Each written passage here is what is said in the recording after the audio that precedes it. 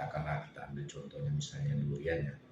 Durian pada saat kita tanam, dia akan membutuhkan bahan-bahan yang untuk membesarkan tumbuhnya dan akhirnya akan membentuk buah durian. Jadi kalau kita melihat ini, kita harus bisa membedah kandungan apa sebenarnya yang terjadi atau yang dihasilkan oleh durian itu.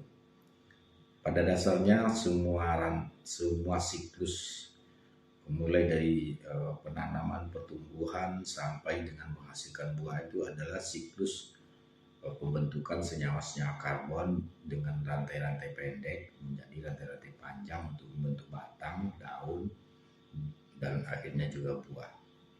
Nah, dengan demikian kalau satu unit pabrik itu tentu ada bahan bakunya. Bahan bakunya masuk melalui daun satu-satunya melalui daun, dan yang kedua tentu melalui akar.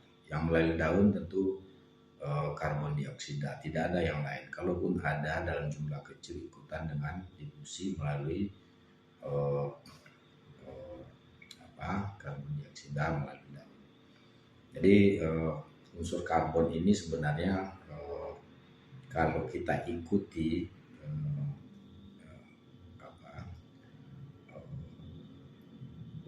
urutannya, pertama dia masuk melalui daun, terus akan disusun ulang nanti melalui daun melalui proses fotosintesis yang kita sebut dengan fotosintesis.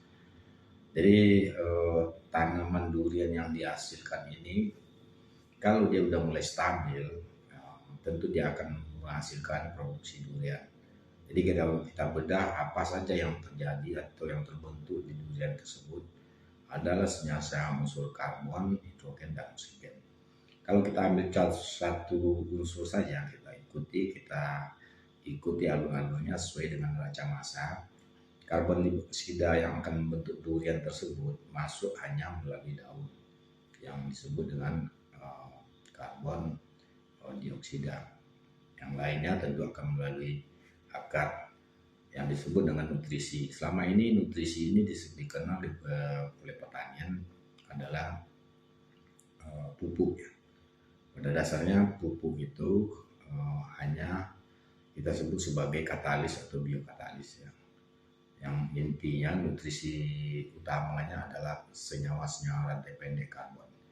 Jadi karbon-karbon dari organik yang kita sebut organik tersebut, misalnya dari sampah, dari pembusukan, rantai yang masih panjang belum bisa diserap oleh akar, nanti dicerna oleh mikroba, dipendek-pendekkan oleh mikroba menjadi karboksil, dan akhirnya bisa diserap oleh bulu-bulu akar, diteruskan ke daun melalui proses yang disebut proses fotosintesis dengan juga CO2 disusun ulang kembali menjadi bahan-bahan yang untuk membentuk batang, ranting, akar, daun, dan tentu akhirnya buah. Nah, pada saat dia sudah stabil, dia sudah mulai berproduksi menghasilkan buah, kita bisa menelusuri neraca massa dari karbon ini. Misalnya sawit, data yang kita peroleh misalnya pohon sawit.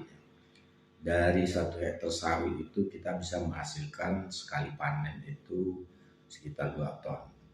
Kalau kita telusuri lagi, kita bedah lagi berapa unsur karbon yang ada dalam tandan buah segar itu sekitar 48%. 48% dari 2 ton itu taruhlah sekitar 900 kilo karbon. 900 kilo karbon ini berasal dari karbon dioksida yang masuk melalui daun, yang disusun ulang lagi nanti menjadi rantai-rantai panjang di daun, dan juga unsur-unsur karbon yang masuk melalui osmosis akar, bulu-bulu akar diteruskan ke daun dan melalui pembentukan fotosintesis di daun, sebagian digunakan untuk peremajaan batang, pembentukan daun, ranting, dan utamanya tentu akan membentuk buah. Nah, kalau 900 kilo karbon dibutuhkan sekali panen, artinya kalau kita katakan di udara itu karbon dioksida hanya 0,2%, karbon dioksida 0,2%, dari 0,2% itu karbon dioksida, karbonnya sendiri sekian persen dari 0,2%. Artinya memang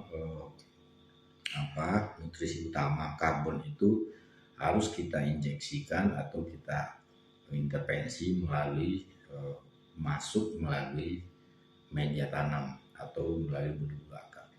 Ada dua pilihan kita untuk mensuplai karbon ini. Satu, melalui pupuk organik padat yang kandungannya rata-rata sekitar 27% berat ya, atau melalui penambahan pupuk organik cair yang ternyata di pasaran itu baru bisa dibuat orang dalam senyawa yang stabil sekitar 12%. Artinya memang kandungan karbon di pupuk organik padat itu memang tinggi.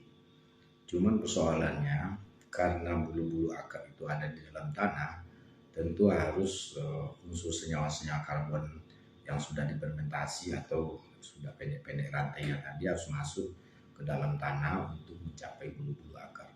Nah, persoalan ini tidak begitu efisien penggunaan pupuk organik padat, tapi itu juga merupakan pilihan. Yang kedua, kelemahan pupuk organik padat ini pada proses fermentasi atau pemendekan rantai-rantai dari sampah-sampah organik tadi, ada mikroba-mikroba yang mungkin tidak disukai oleh tanaman, dan itu tidak bisa kita kontrol.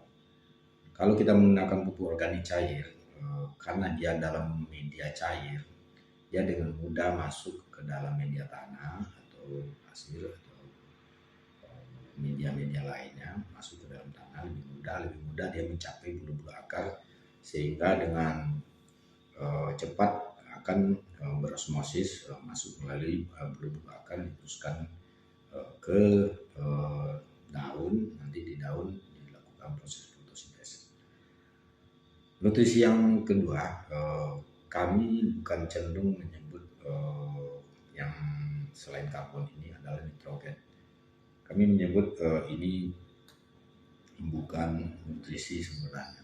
Sebenarnya ini katalis, karena pada umumnya produk-produk pertanian ini, kecuali yang kacang-kacangannya, jenis protein, dia tidak kita ketemukan dalam produk-produk pertanian. Dia hanya sebagai katalis atau katalisator pada proses fotosintesis, tapi diperlukan dalam jumlah yang banyak.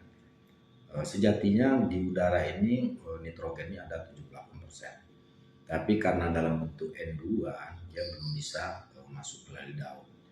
Untuk itulah pada pertanian konvensional melalui proses teknologi proses dibentuklah pupuk urea menangkap nitrogen yang ada di udara ini menjadi senyawa-senyawa makro, nanti ditaburkan ke media tanam. Di media tanam nanti terurai lagi sehingga berubah menjadi senyawa-senyawa nitril yang gampang diserap oleh akar dan diteruskan ke daun. Pilihan lain, karena pupuk ini sekarang sangat mahal ya, bahan bakunya yang memang udara, tapi senyawa-senyawa lain atau bahan-bahan lain pada umumnya diperlukan dari minyak bumi ya, untuk pupuk urea ini. Nah, kita juga punya pilihan kotoran-kotoran yang mengandung protein yang akan diurai oleh mikroba menjadi asam amino. Asam amino ini adalah kebutuhan utama dari tanaman, karena dua kandungan yang ada di dalam asam amino ini kaya dengan nitrogen dan juga dengan unsur karbon, dan mudah terurai sehingga gampang diserap oleh akar, diteruskan ke daun. Sudah punya dua bahan, satu bahan nitrogen yang membantu proses fotosintesis